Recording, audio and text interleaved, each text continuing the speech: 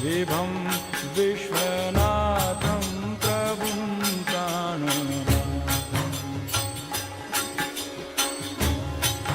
जगन्नाथनाथं सदानन्दभाजं भवद्. Hi friends, this is NJ, host on this channel. So we will continue our discussion around different major arcana cards. The card which we are going to discuss today is the card number 5, the Hierophant card, and we will have a discussion on the same 4 parameters. First, we will try to understand the illustration, the design of this card, because I have already explained that these designs, the illustrations, are the combination of all the mysteries, philosophies, different religion ever been known to humankind. Then we will try to understand the divinatory meaning of this card. We will also try to understand that what would remain to be the case if this card will come out to be reversed in your reading, and the last would remain to be the real life situation where this card can be fitted into the lives of the people. So let's just start our discussion with a quick recap of all what we have studied so far. We have already discussed that tarot is basically used for doing a character analysis, to get a glimpse of the future, to get a solution to your immediate problems, as well as to elevate, to increase your spiritual state. Trust me on this guys, once you will seriously start following tarot, you will automatically feel the presence of the divine, the presence of the guiding energies. That is the only reason why we always emphasize that, for doing and following other mystic sciences, you need to have good analytical bent of mind. But in order to become a good tarot reader, you need to have a personality, you need to have a belief system, you need to have a connection with the divine. So in about this discussion, what we are doing is that we are following the Rider-Waite tarot cards, because there are different tarot cards available across the market, but this Rider-Waite tarot cards are the most basic ones. They are the most popular ones as well, which is being followed all across the world. So once you will gain mastery over these Rider-Waite tarot cards, you will not face problem in picking up and learning other different tarot cards available in the market. And these Rider-Waite tarot cards were being produced in the year 1910 by the famous occultist author Edward Waite, and on whose instruction the famous illustrator, the Pamela Colman Smith, she developed these tarot cards. When it comes to understanding the constituting components of these Rider-Waite tarot cards, so these tarot cards can be divided into 2 chunks: the major arcana cards and the minor arcana cards. Major arcana cards, which are 22 in numbers, they tell about the more impactful, more long lasting and more spiritual level of the events. Then comes the minor arcana cards. Minor arcana cards just tells about the life in a very mundane level, our running around for finances, matters of the heart, mental strife, all that we see from the presence of the minor arcana cards, which are 56 in numbers. When it comes to understanding these major arcana cards, which we are having our discussion currently, so it has been believed that that there are 22 in numbers with one unnumbered card, which is the Fool card. So it has been believed that this Fool is the manifestation, the embodiment of the soul. So it is the Fool only which is going through its journey of different 21 cards, of 21 experiences, 21 soul initiations, 21 different kind of hopes, joys, sorrows, fears, before attaining fulfillment in the final card. So each card of the major arcana deck, just tells about certain experience, which if come in a reading might indicate towards an answer to your current problem. So in this discussion, we have already discussed the Fool card, which tells about the beginning. We have discussed the Magician card, which tells about taking action.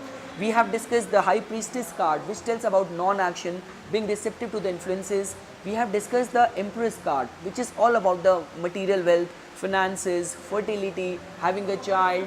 And we already discussed the Emperor card, which is about having authority and abiding by the law. Now in this card, which is the Hierophant card, we will continue our journey. The Fool will continue its journey. So understanding its illustration. So in older decks, this card, this person whom you are seeing in front, who is sitting on this throne kind of placement, is being seen as the priest, or even in some decks was seen as the Pope.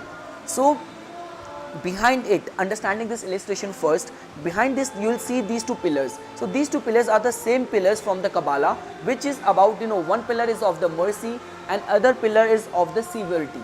Then it has been believed that the pillar on the right is the pillar of the law, and the pillar on the left is the pillar of the liberty. Then when it comes to understanding, other elements of this illustration, so as you can see that there are these two initiates who have come, who are in front of this this priest. So it has been believed that these two are the initiates who are being accepted in the church by these master. Along with that, in just you can see even in their dress code, you will see in this one initiate has got this this robe in which you will find these kind of roses which represents the desires, and then another initiates robe you will find these kind of lilies which represents the thought.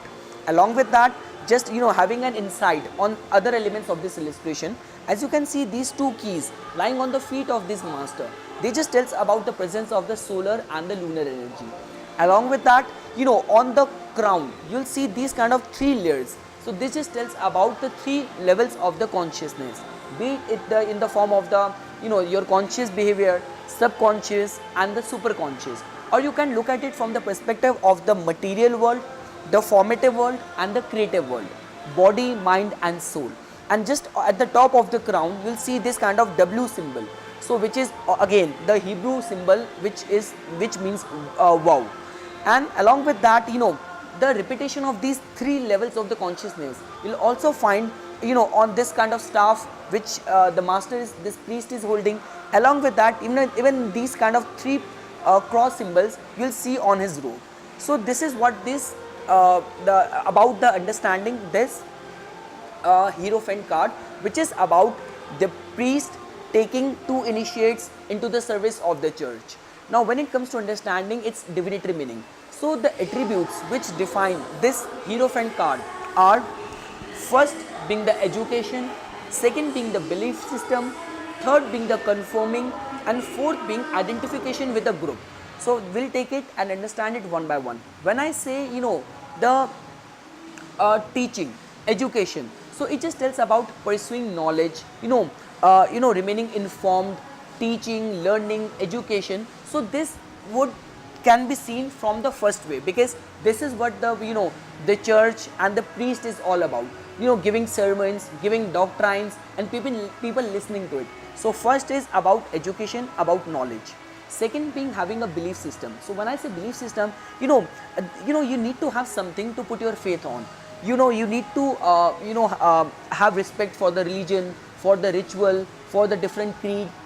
Then comes the conforming. So I have already explained, you need to abide by the all the orthodox teachings, all the conventional mode of teachings which your forefathers have followed, which your caste system compels you to follow, teaches you to follow. So you need to abide by all of that. And the last is about identification with the group system. You need to have a institutionalized belief. You need to associate yourself to different kind of institution, group setting, and you need to remain loyal towards all those group settings. See, the card previous to it was the card of the emperor.